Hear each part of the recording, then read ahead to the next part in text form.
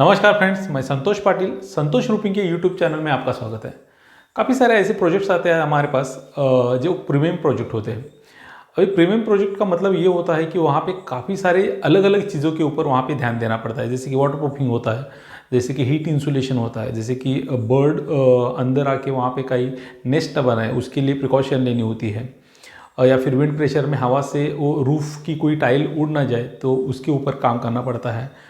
आगे जाके कोई मेंटेनेंस आ जाए ना आ जाए उसके ऊपर काम काफ़ी ज़्यादा काम करना पड़ता है। तो आज हम ऐसे एक प्रोजेक्ट कर रहे हैं और चलो हम वही आपको प्रोजेक्ट दिखाते हैं कि उसमें क्या क्या चीज़ें होती है। तो फ्रेंड्स, ये है हमारा नया प्रोजेक्ट जहाँ पे हमें प्रीमियम सर्विस और प्रीमियम प्रोडक्ट भी देना है। तो हम इसको चारों तरफ से एक बार देख लेंगे। ये देख लीजिए, काफ़ी बढ़िया स्लोप्स है, अलग अलग स्लोप्स है और सिंगल स्लोप भी है। आगे थोड़ा सा देख सकते हैं आप। काफ़ी प्लानिंग के साथ यहाँ पे काम करना है हमें। यहाँ पे आप देख सकते हैं, पहली जो लाइन है वो 12 इंच के ऊपर लगा रहे हैं, जिसकी वजह से 3 इंच टाइल आराम से बाहर आ जाएगी। यहाँ पे पहला मार्किंग है। बिल्कुल उसके अपोजिट मतलब स्लोप के दूसरे हिस्से में भी ऐसे ही कुछ मार्किंग करनी है हमें 12 इंच के हिसाब से वो साइड पे। अभी वहाँ पे भी मार्किंग होने के बाद उसके ऊपर एक लाइन आउट करेंगे, लाइन प्रिंट करेंगे उसको,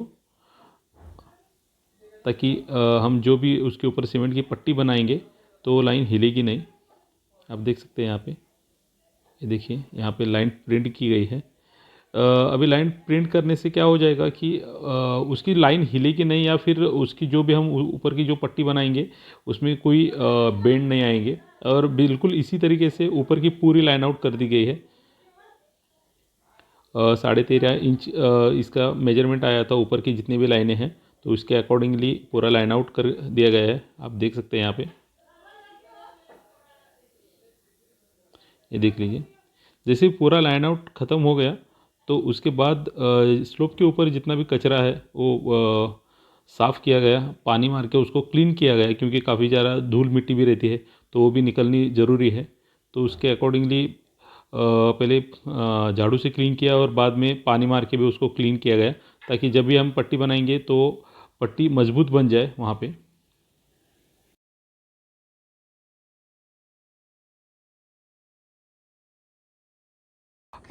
फ्रेंड्स, अभी हम देखेंगे कि जो हम अभी यहाँ पे पट्टी बना रहे हैं उसमें जो ये मोटर रहता है बिल्कुल कुछ इस तरीके का होना चाहिए, थोड़ा सा पतला वाला। और उसकी जो प्रोपोर्शन है वो 1:4 होना चाहिए। जैसे कि एक भाग जो है वो सीमेंट होना चाहिए और 4 भाग उसके रेती को होनी चाहिए। अभी हम जैसे कि यहाँ पे अभी देख रहे हैं तो फिर जो पट्टी की साइज़ है, जो हाइट है वो करीब 1 इंच आ जाती है। और इसको इसके अगर हम यहाँ पे अगर विड्थ अगर चेक करते हैं तो 3 से 3.5 इंच तक हो सकती है, तो उतनी ही होनी चाहिए। अगर उससे भी ज़्यादा अगर कुछ हो जाए तो फिर उसका वो कोई मतलब भी नहीं है। और इसकी जो हाइट है वो उसकी हाइट करीब 1 इंच होनी चाहिए, आप यहाँ पे देख सकते हैं। और ये सब कुछ करने से पहले एक बार हमने पहले लाइन आउट तो करके रखा था, बिल्कुल उसी तरीके से हमारा लाइन आउट होना चाहिए और लाइन के हिसाब से वो हमने पट्टी बनानी चाहिए। बहुत ही आसानी से बना सकते हैं, आप यहाँ पे देख सकते हैं, ये देखिए। तो कुछ अगर इस तरीके से अगर हमारा पट्टी अगर बन जाता है तो कोई दिक्कत नहीं है और बहुत ही बढ़िया तरीके से हम काम भी कर सकते हैं। जैसे कि अभी हम यहाँ पे पट्टी बना रहे हैं तो आप देख सकते हैं यहाँ पे काफ़ी सारी बढ़िया तरीके से पट्टी बनाई गई है। बहुत ही सुंदर प्रोजेक्ट बनने वाला है आगे जाके। तो यहाँ पे हम देख सकते हैं जो पहली वाली जो पट्टी है उसकी जो हाइट है वो करीब 2 इंच हाइट होनी चाहिए, यहाँ पे आप देख सकते हैं। ओके, और उसके बाद में जितनी भी पट्टी बनती है उसकी हाइट 1 ही इंच होनी चाहिए। ये सबसे बहुत ही इम्पोर्टेंट है, काफ़ी बार ये समझ में नहीं आता है। देख लीजिए, पहले वाली की जो पट्टी है वो काफ़ी मतलब 2 इंच हाइट की होनी चाहिए और उसके बाद की जितनी भी पट्टी रहती है वो 1 इंच हाइट की होनी चाहिए।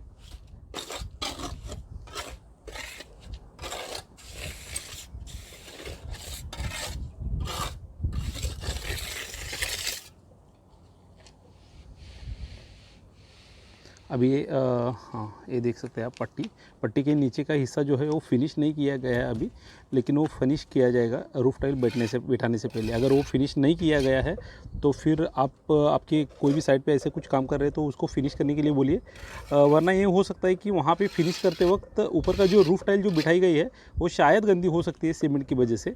तो फिर आगे से आप जब भी काम करेंगे तो फिर ध्यान रखिए कि सामने वाला जो यूज़ बोलते हैं हम उसको, तो वो हमेशा फिनिश ही होना चाहिए। सीमेंट पट्टी पूरी बनाने के बाद उसको कट रखा गया और उसके बाद उसको क्यूरिंग करना बहुत ज़रूरी है, जैसे कि अभी एक देख रहे हैं आप। तो फिर जितने भी पट्टी है सीमेंट की पट्टी बनी हुई है उसको प्रॉपर क्यूरिंग किया गया करीब 5 से 6 दिन तक, ताकि उसकी मजबूती आ जाए और उसके बाद उसके ऊपर हम टाइल बिठा सकते हैं। अभी एक आप यहाँ पे देख रहे हैं एक इलेक्ट्रिक पाइप है जिसको करीब उसका साइज़ लिया गया 1 फीट के आसपास है वो साइज़, और वहाँ पे एप्लीकेट किया गया अभी। अभी वो इसलिए है क्योंकि पहली वाली जो टाइल है हमें यहाँ पे मोटर में बिठानी है, और वो इसलिए क्योंकि यहाँ पे विंड प्रेशर बहुत ज़्यादा है। अगर सामने वाली पहली टाइल अगर हम मोटर में बिठाते हैं तो विंड प्रेशर का कोई भी फ़र्क वहाँ पे नहीं पड़ेगा। तो आप देख सकते हैं बिल्कुल कुछ इस तरीके से हमें वहाँ पे टाइल ये जो पाइप है वो बिठानी है। वो इसलिए पाइप बिठानी है क्योंकि अगर ऊपर से कोई पानी अंदर जाता है टाइल के अंदर, या फिर वहाँ तक तो वेल्टिसन आने वाला है, तो वहाँ तक अगर पानी अंदर जाता है तो वहाँ से पानी वो बाहर निकलना चाहिए, क्योंकि मोटर में अगर हम टाइल बिठाएंगे तो पानी बाहर जाने के लिए कोई स्कोप नहीं रहेगा। तो बिल्कुल इसी तरीके से हमें वहाँ पे एक पाइप बिठानी है, ताकि पानी अगर अंदर का किसी भी हालत में अगर पानी अंदर जाता है तो पानी बाहर निकलना बहुत ज़रूरी है, ना कि अंदर वहाँ पे जम के रहे। इसीलिए ये प्रोविज़न की जा रही है। अच्छी तरीके से उसको सील करनी ज़रूरी है। ये देख लीजिए।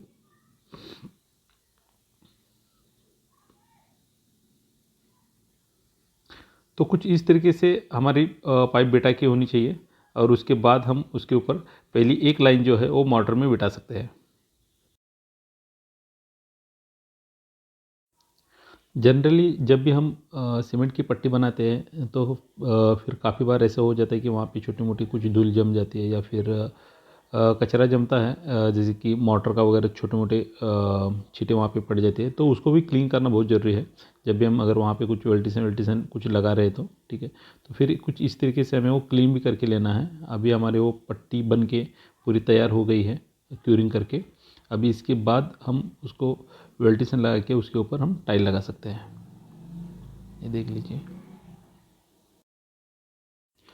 जैसे कि अभी हम यहाँ पे देख रहे हैं, पहले मॉडल वहाँ पे डाल के ले रहे हैं, वो इसलिए है क्योंकि इसके ऊपर टाइल बिठाने वाले हैं।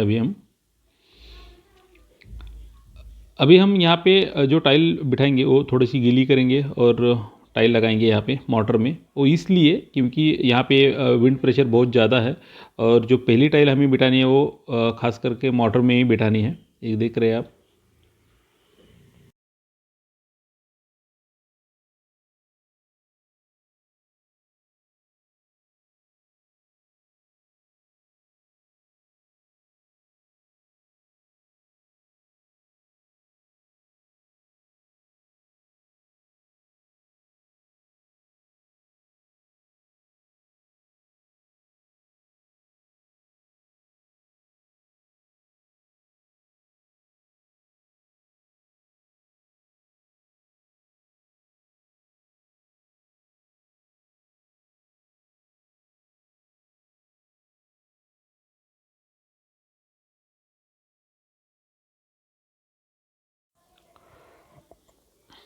तो कुछ इस तरीके से हमें यहाँ पे टाइल बिठा के लेनी है।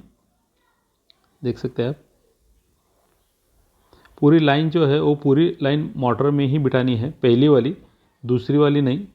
देख लीजिए यहाँ पे। तो कुछ इस तरीके से हमारी पहली लाइन मोटर में बिठा के हो गई है। सेम ये टाइल बिठा के होने के बाद ऊपर से थोड़ी सी बारिश आ गई थी, तो यहाँ पे हम देख सकते हैं थोड़ा सा ये देख लीजिए, यहाँ पे हमने जो पाइप बिठाया था बिल्कुल ये पाइप में से ही पूरा पानी आ रहा है।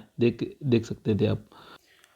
जब भी हमें आरएससी का यूज़ करना है रूफिंग सिस्टमेटिक कंपोनेंट्स का, तो फिर जब भी हम मेम्ब्रेन लगाते हैं तो उसके पहले हमें कुछ इस तरीके से स्लोप को क्लीन करना है, क्योंकि जब सीमेंट पट्टी बनाते हैं तो फिर उसके ऊपर काफ़ी बार सीमेंट के कुछ डॉट्स पड़े रहते हैं और जिसकी वजह से मेम्ब्रेन डैमेज हो सकता है। बढ़िया रहेगा क्या है अगर इस तरीके से हम अगर उसको क्लीन करेंगे तो और भी बढ़िया रहेगा।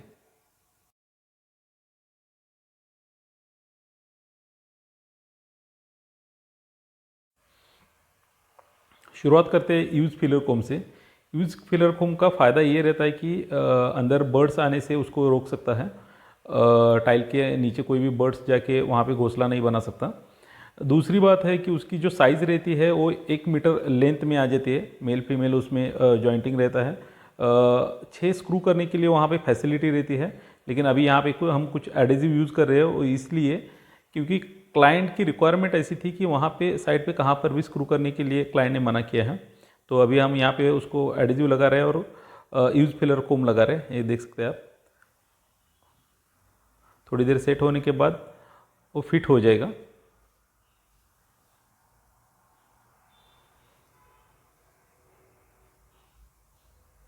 आप यहाँ पे देख सकते हैं अभी ये यूज फिलर कोम पूरा लगा के हो गया है। काफ़ी बढ़िया तरीके से लगा के हो गया है। ये देखिए अंदर की तरफ से भी हो गया, ये बाहर की तरफ से हो जाएगा। उसके ऊपर हम डायरेक्टली टाइल लगा सकते हैं। ये वेल्टिसन अंडरले मेम्ब्रेन है जो कि रोल फॉर्म में आता है। बाहर एक साइड ब्लैक रहती है और दूसरी साइड सिल्वर कलर में आ जाती है। देख लीजिए यहाँ पे हम अभी रोल लगा के ले रहे हैं। पहली जो टाइल है वो मोटर में बिठाई थी इसलिए क्योंकि यहाँ पे काफ़ी ज़्यादा विंड प्रेशर है और उसको कुछ होल्स भी रखे थे ताकि अगर कोई पानी अगर छोटा मोटा भी अंदर जाएगा तो बाहर निकलने के लिए भी वहाँ पे चांस रहेगा। रोल को कुछ इस तरीके से हॉरिजॉन्टल में लगाना है आपको। वर्टिकल कभी भी नहीं लगाना है। वर्टिकल लगाना 100% गलत है। एक दे सकते हैं। अब भी जब भी एंड हो जाएगा जहाँ पे दीवार आ जाएगी तो ध्यान रखिए कि दीवार के बाजू में कम से कम 4 इंच ऊपर छोड़ना है रोल एक्स्ट्रा आपको और वहाँ से काटना है बिल्कुल इस तरीके से। 4 इंच एक्स्ट्रा रोल होना चाहिए वहाँ पे। और रिज की साइड में आपको कम से कम वहाँ पे 1 से 1.5 फीट तक रोल एक्स्ट्रा होना चाहिए। देख सकते हैं हम एक साइड में जाएंगे अभी। ये देख लीजिए रोल बिठा के हो गया। अभी वो साइड में थोड़ा सा रोल एक्स्ट्रा छोड़ दिया है हमने। अभी यहाँ पे अभी हमारा टाइल एप्लीकेशन चालू हो जाएगा। देख सकते हैं यहाँ पे बहुत ही बढ़िया तरीके से वहाँ पे एप्लीकेशन हो रहा है। रेगुलर टाइल एप्लीकेशन करना जैसे कि सीमेंट पट्टी के ऊपर या फिर फैब्रिकेशन के ऊपर और वेल्टिसन के ऊपर एप्लीकेशन करना उसमें कोई फ़र्क नहीं है, सेम ही है। उसमें कोई दिक्कत भी नहीं आती, इजीली टाइल फिट हो जाती है। वेल्टिसन में और टाइल में काफ़ी अच्छा गैप मेंटेन हो जाता है। इसकी वजह से हीट इंसुलेशन बहुत ही बढ़िया हो जाता है। आप देख सकते हैं यहाँ पे।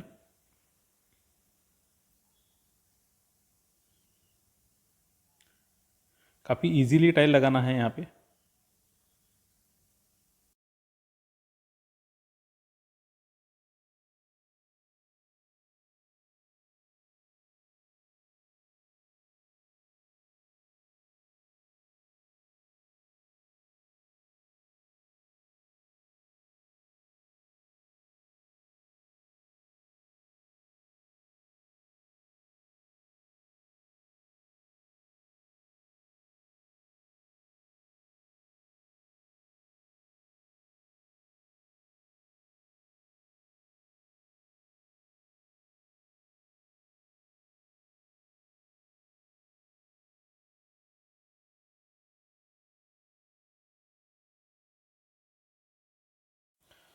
जनरली वेल्टिसन की जो साइज़ आती है वो 50 मीटर बाय 1.25 मीटर आ जाती है, जिसकी वजह से काफ़ी लंबा पन्ना अगर हमें चाहिए या फिर काफ़ी लंबा स्लोप अगर रहेगा तो उसको हम इजीली कवर कर सकते हैं। बहुत ही बढ़िया तरीके से वेल्टिसन की वजह से 100% वाटर प्रूफिंग भी हो जाता है। आप देख सकते हैं यहाँ पे काफ़ी बढ़िया एप्लीकेशन हुआ है यहाँ पे। जब वेल्टिसन का एक रोल ख़त्म हो जाएगा, अभी दूसरी लाइन लगाना ही है तो उसके ऊपर हमें कम से कम 6 इंच ओवरलैप करना है और वहाँ पे एक टेप आ जाएगा जिसको रेड एंड बैरियर टेप बोलते हैं, आरबीटी बोलते हैं। तो वो रोल भी उसको चिपकाना है ताकि वहाँ से निकलेगा भी नहीं और वहाँ से भी पानी जाने के कोई चांसेस रहेंगे नहीं।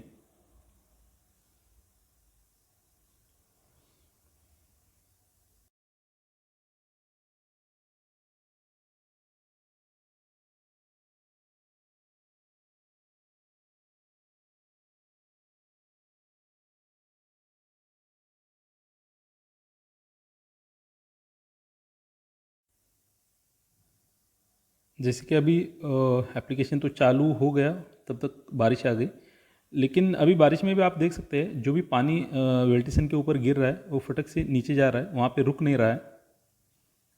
अब देख सकते हैं थोड़ा सा वहाँ पे जम जाता है और बाद में निकल जाता है वो पानी, जिसकी वजह से हम बोल सकते हैं कि ये 100% वाटरप्रूफ है और वहाँ से पानी लीक होने का कोई चांसेस नहीं है। ये देखिए नीचे से भी हम देख सकते हैं हल्की सी बारिश है अभी।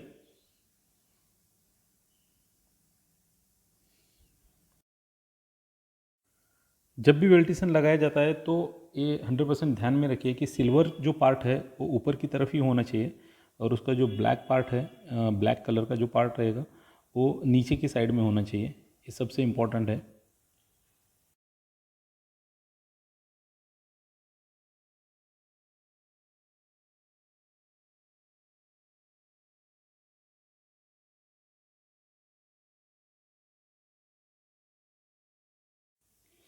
अभी हम थोड़ा सा ऊपर से भी देख सकते हैं, यहाँ पे ये देख सकते हैं,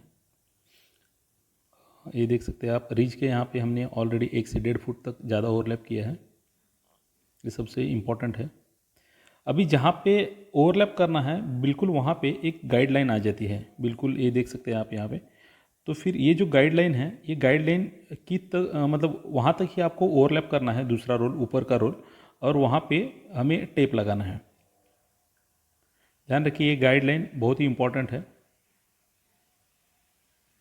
अभी जब उसके ऊपर हम टेप लगाएंगे तो कुछ इस तरीके से आपको टेप लगाना है। रेडियन बैरियर टेप बोलते हैं उसको, RBT शॉर्ट फॉर्म है उसका।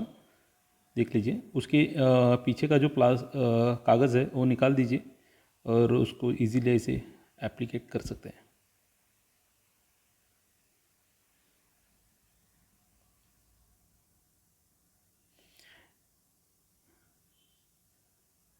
एकदम सही तरीका है उसका ओवरलैपिंग करने का। ऊपर का जो रोल है वो नीचे वाले रोल के ऊपर ही आना चाहिए और उसको कुछ इस तरीके से टेप लगाएंगे तो सबसे बढ़िया वाटरप्रूफिंग भी हो जाएगा और साइड भी अच्छी हो जाएगी और वहाँ से कुछ लीक होने के कोई चांसेस रहेंगे नहीं।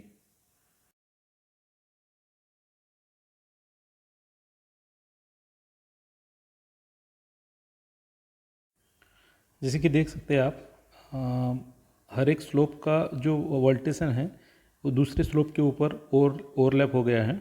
यहाँ पे भी आप देख सकते हैं उस साइड का जो स्लोप है वहाँ का वेल्टेशन भी ये साइड में आ गया है। ये साइड का जो स्लोप है वो पहले तो रिज के यहाँ पे ओवरलैप हो गया, अभी यहाँ पे वैली के यहाँ पे भी दूसरे साइड के स्लोप में एक कम से कम 1 फीट तक गया है। तो ये सबसे इम्पॉर्टेंट है, ध्यान रखिए कभी भी। ये देख सकते हैं वैली के यहाँ पे ओवरलैपिंग हो गया है।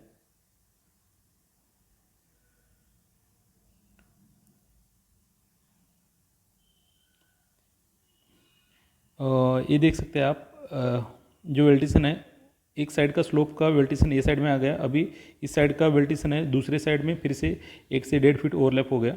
अभी ऐसे ही सीधा जाएगा ये, और उस साइड का वेल्टिसन फिर से ये साइड में आ गया है तो ये साइड का वेल्टिसन भी दूसरे साइड के स्लोप के ऊपर जाएगा, कम से कम 1 फीट तक जाएगा। तो जिसकी वजह से लीकेज होने के जो चांसेस रहेंगे वो 0 के बराबर रहेंगे।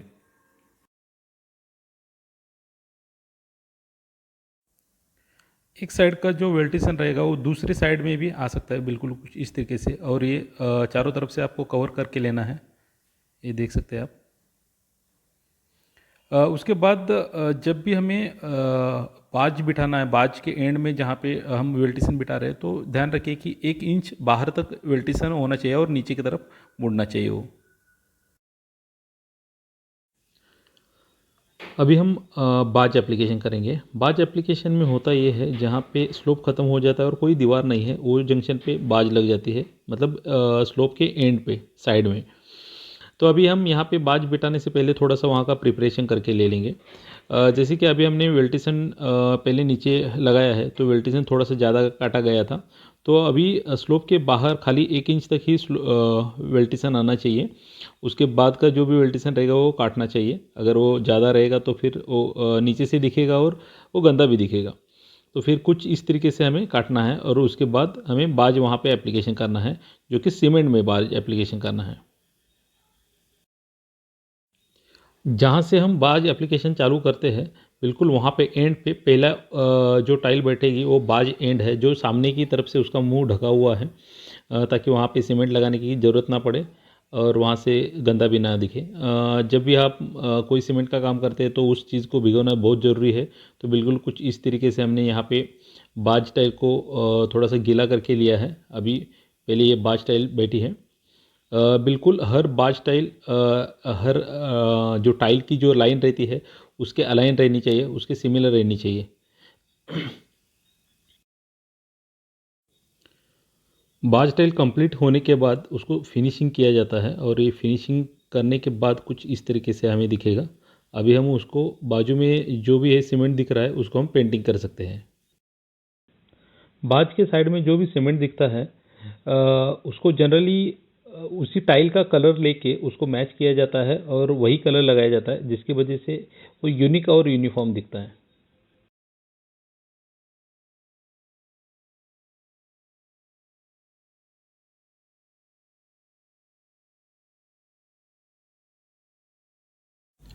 फ्रेंड्स, जैसे कि अभी हम देख रहे हैं वैली शीट है ये।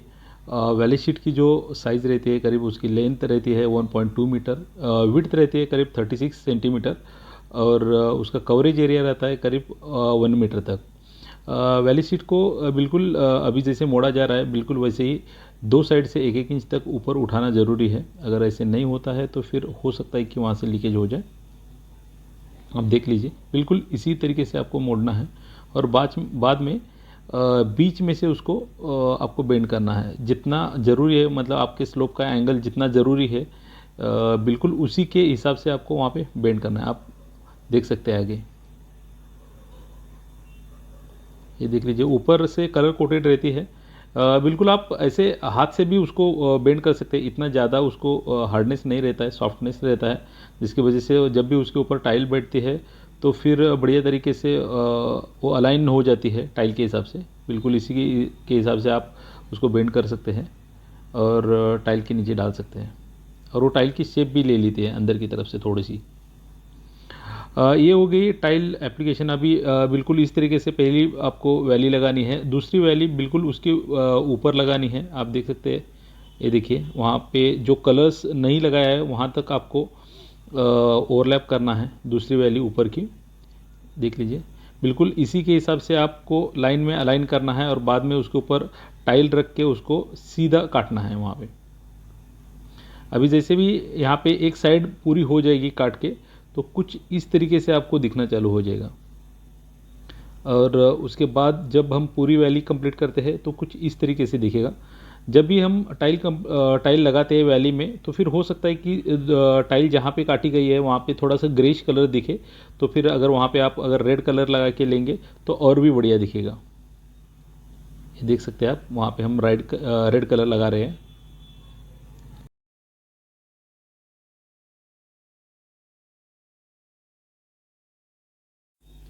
अभी हम जो देख रहे हैं इसको रिज ट्री बोलते हैं। नीचे उसको दो पैर है, जो पैर उसको बेंड किए जा सकते हैं जिसकी वजह से हम उसकी हाइट एडजस्ट कर सकते हैं और इसको देखिए काफ़ी सारे होल्स है जिसकी वजह से हम उसको कीला मार के उसको एडजस्ट कर सकते हैं। और ऊपर के जो दो है होल है वो इसलिए है उसके बीच में, ये देखिए यहाँ पे बीच में 2 इंच का जो गैप है वहाँ से एक एल्यूमिनियम का पाइप जाएगा जिसको रिज रनर बोलते हैं, वहाँ पे उसको स्क्रू करने के लिए है। देख लीजिए पहले आपको ऐसे कुछ सेट करके लेना है या वहाँ पे बिठा के और बाद में उसको निकालना है वहाँ से रिज ट्री को और बिल्कुल उसी के हिसाब से हमें बाकी के रिज ट्री उसी के एंगल में या फिर उसी के हाइट में आप बोल सकते हैं, बिल्कुल उसी के हाइट में आपको बना के लेने हैं ताकि जब भी आप रिज ट्री लगाएंगे वहाँ पे बहुत ही आसानी से लग जाए और उसकी हाइट भी अलाइन हो जाए। आपको बेंड करना बहुत ही आसान है, एक देख लीजिए उसका डिस्टेंस चेक कीजिए और बिल्कुल उसी की तरीके से आप इजीली हाथ से बेंड कर सकते हैं।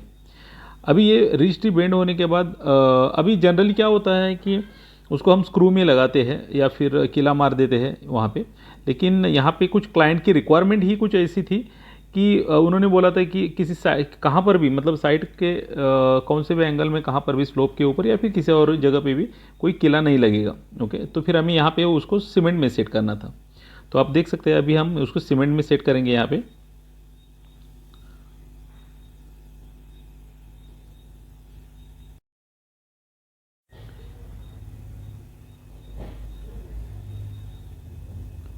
ये देख सकते हैं खाली उसको सीमेंट में रखा गया है और उसके ऊपर जो टाइल का वहाँ पे जो कॉर्नर पीस था वो वहाँ पे लगाया गया है। ये बहुत ही बढ़िया तरीके से सेट होता है, बिल्कुल हिलेगा नहीं। और वहाँ पे अगर कहाँ पे क्लिप लगाना है तो बिल्कुल वैसे क्लिप लगा के उसको थोड़ा सा अलाइन किया गया है। अभी ये तो सबसे बढ़िया हो गया है।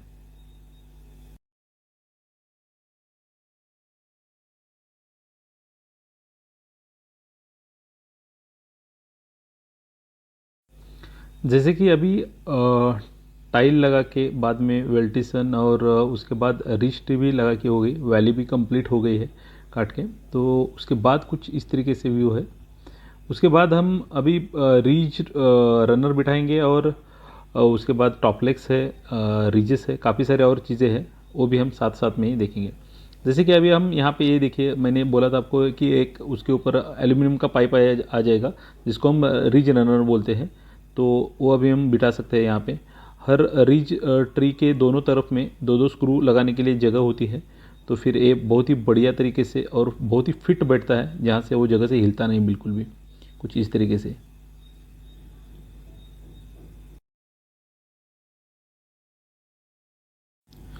जनरली इसके लिए आप 1 इंच या फिर आधे इंच के सेल्फ ड्रिलिंग स्क्रू यूज़ कर सकते हैं, जिसकी वजह से बढ़िया परफॉर्मेंस दे देंगे वो।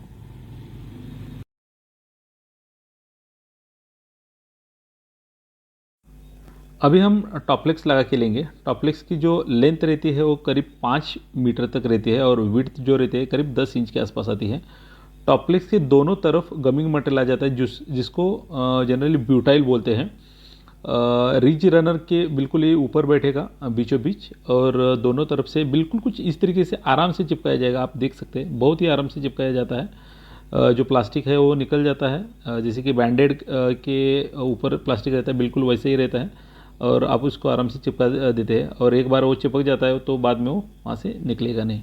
बिल्कुल कुछ इस तरीके से टॉपलेक्स लगाना ज़रूरी है।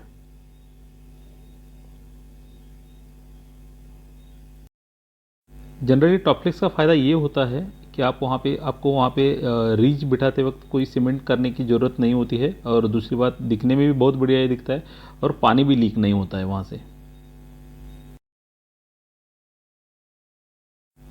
चलिए अभी हम रिज बिठाएंगे। जनरली जो पहला पीस बैठता है बिल्कुल कुछ इस लेवल का जो कॉर्नर रहता है जो नीचे से ऊपर तक आता है, तो वहाँ पे हिप स्टार्टर लगाना जरूरी होता है। जो हिप स्टार्टर सामने की तरफ थोड़ा सा राउंड रहता है, और जिसकी वजह से वहाँ पे कोई सीमेंटिंग वगैरह होता नहीं और वो दिखने में भी बहुत बढ़िया दिखता है, कोई गैप भी नहीं रहता है सामने से। उसको स्क्रू भी किया गया अभी। जनरली जो स्क्रू लगाते हैं वो सेल्फ ड्रिलिंग स्क्रू रहता है, नॉन हेड वाला, और जब भी हम लगा देते हैं तो स्क्रू ऊपर बिल्कुल नहीं आना चाहिए। आप देख सकते हैं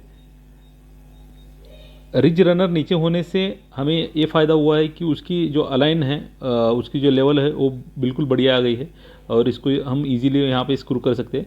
दूसरी यहाँ पे और भी एक सिस्टम आती है जिसको रिज क्लिप बोलते हैं। रिज क्लिप भी हम उसको लगा के रिज लगा सकते हैं, बहुत ही आसानी से ये लग जाता है।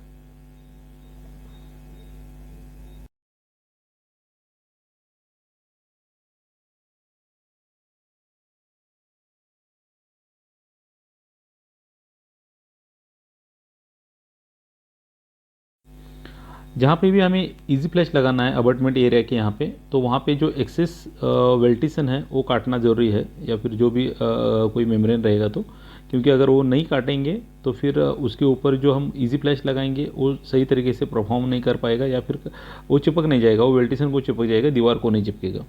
तो फिर बिल्कुल इस तरीके से हमें यहाँ पे काट के लेना है, तभी हम उसके ऊपर ईजीली इजी फ्लैश लगा सकते हैं। तो काफ़ी जगह ऐसी थी जहाँ पे वेल्टिसन थोड़ा सा ऊपर आया था, तो अभी हमने उसको काट के लिया है। अभी यहाँ पे हम इजी फ्लैश लगाएंगे। ये देख सकते हैं चारों तरफ से उसको क्लीन एंड और नीट किया गया है। अभी यहाँ पे हम इजीली इजी फ्लैश लगा सकते हैं। ये देख सकते हैं करीब 10.5-11 इंच का इजी फ्लैश का रोल आता है। हाफ रोल आपको टाइल के ऊपर छोड़ना है, हाफ रोल आप दीवार के ऊपर ले सकते हैं। बिल्कुल कुछ इस तरीके से आप लाइन दूरी में ले सकते हैं यहाँ पे। और उसके नीचे का जो गमिंग है वो दीवार को आराम से चिपक जाएगा। जैसे जैसे प्लास्टिक निकालेंगे और उसको हाथ से थोड़ा सा उसको प्रेस करेंगे तो ये देख लीजिए, काफ़ी इजीली हम उसको काम कर सकते हैं। ये हो गया बढ़िया। अभी उसके नीचे और एक प्लास्टिक का रोल है जो हाफ हाफ रोल में आता है, तो हमें चिपकाने में भी काफ़ी बढ़िया मदद हो जाती है। अभी जो दूसरा प्लास्टिक का रोल है, कागज़ है, हम उसको भी निकालेंगे, पेपर को। ये देख लीजिए, जैसे जैसे हम निकालेंगे तो जो ऊपर का टाइल का हिस्सा है पहले उसको चिपकाना है, ये देखिए, और बाद में जो नीचे वाला हिस्सा है उसको चिपकाना है, बिल्कुल इस तरीके से, जिसकी वजह से बहुत बढ़िया मतलब वहाँ पे लग जाएगा वो, और काफ़ी बढ़िया तरीके से टाइल का शेप भी ले लेगा। और जैसे कि इजी फ्लैश जितना रहता है उससे 1.5 गुना वो बढ़ जाता है, तो फिर टाइल का शेप तो वो आराम से ले लेता है। और उसको अच्छी तरीके से आपको यहाँ पे दबा के लेना है। ध्यान रखिए, अगर वो उसको सही तरीके से आपने नहीं दबाया तो फिर वो परफॉर्म नहीं करेगा। अभी उसको चारों तरफ से लगा के उसको नीट और क्लीन किया गया है। ये देख सकते हैं टाइल का बराबर उसने शेप लिया है। तो ये हो गया है हमारा easy flash application.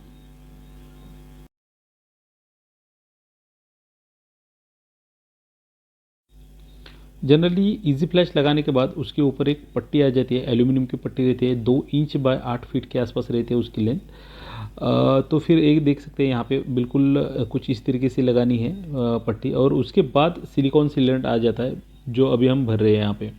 Silicone sealant भरना इसलिए रहता है क्योंकि पट्टी का जो ऊपर का जो हिस्सा रहता है थोड़ा सा बाहर की तरफ झुका रहता है, वो उसका डिज़ाइन ही है, और वहाँ पे सिलिकॉन सीलेंट भरने के हिसाब से ये वो बनाया गया है। अभी सिलिकॉन सीलेंट वहाँ पे भरने के बाद उसका फ़ायदा ये हो जाएगा, जब भी पानी दीवार के ऊपर का पानी नीचे की तरफ आ जाएगा तो वो डायरेक्टली इजी फ्लैश तक नहीं पहुँच जाएगा, जो कि यहाँ से ही बाहर जाएगा। अगर फिर भी इजी फ्लैश तक पहुँच जाता है तो वहाँ से भी बाहर निकल जाएगा। ये डबल प्रोटेक्शन के हिसाब से बिल्कुल कुछ इस तरीके से किया गया है, और इस तरीके से आपको सिलिकॉन सीलेंट भरना है।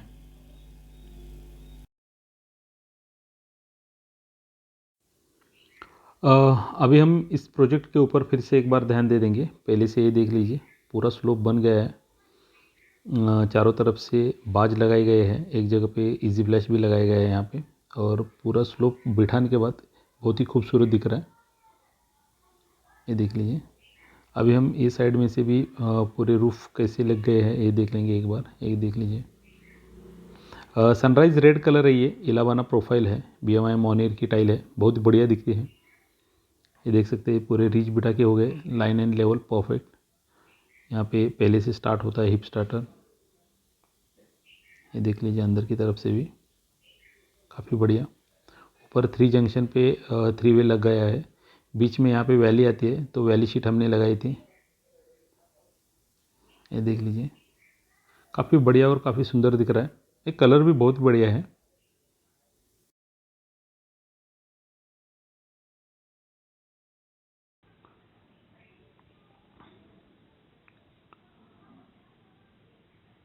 हर जगह पे जो टाइल एप्लीकेट किए गए हैं काफ़ी बढ़िया तरीके से की गई थी। ये देख सकते हैं ऊपर से काफ़ी बढ़िया व्यू है। यहाँ पे बिल्कुल मेरे पैर के नीचे एक वाइट लाइन दिख रही है, वहाँ पे हमने सिलिकॉन सीलेंट भरा हुआ था। ये देख लीजिए, पूरा स्लोप लाइन लेवल एकदम परफेक्ट है।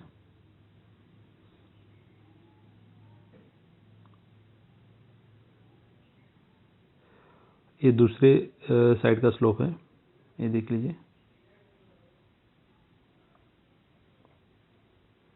स्लोप की डिग्री भी बहुत बढ़िया है, जिसकी वजह से लुक वाइज एकदम खूबसूरत दिख रहा है वो। ये देख सकते हैं आप। थोड़ा बहुत बारिश भी है तो फिर पानी की छींटे भी दिख रहे हैं हमें।